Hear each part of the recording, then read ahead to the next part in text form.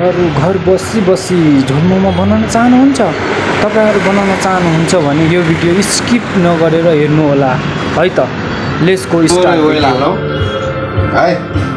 sir oil हालौं हामी झोल मोमो बनाउन जाँदै छौं बफ झोल मोमो हजुरलाई अब कस्तो लाग्छ हेर्नु होला कमेन्ट गर्नु होला राम्रो लागे लाइक गरिदिनु होला है अब हामीले के ल्याइसकेका छौं हामीले थोरै शिमला मिर्च बारीक उसमा काटेको छौं चपमा काटेको छौं अनि यो बन्दाकोपी थोरै गाजर थोरै प्याज है यति भयो हामीले यसलाई सँगै मिसाएर हाल्दिन्छौं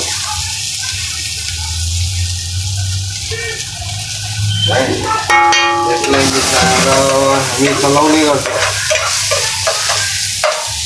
यसमा थोरै हामीले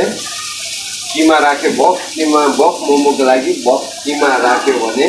स्वाद यो किमाले बेग्लै दिन्छ हैन यो मेरो आइडिया हो है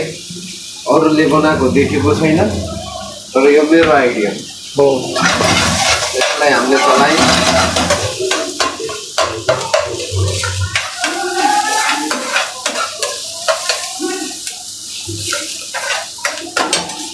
अनि हजुरले थोरै बेसार राख्न सक्नुहुन्छ बेसार किन भन्दा अलिकति कलर आउनुपर्छ झोलको कलर आउनुपर्छ त्यही हुनाले हामीले राखेको छ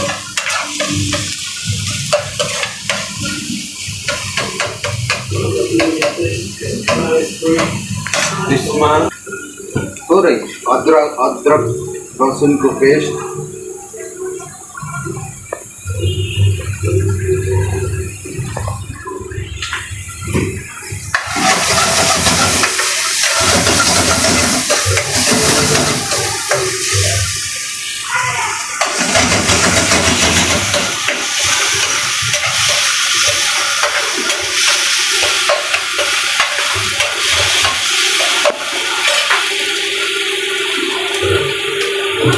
मैले बनाएको यो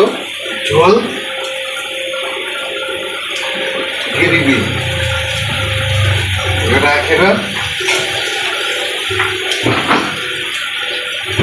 हामीले यसरी चलाइदिन्छौँ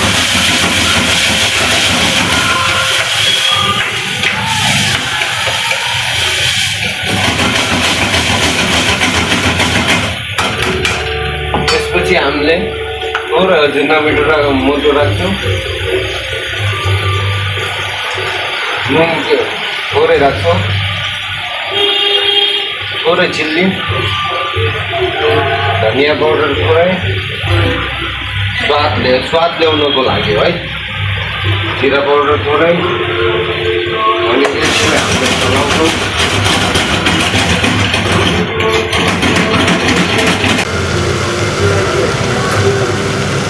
अब यसमा थोरै पानी हालेर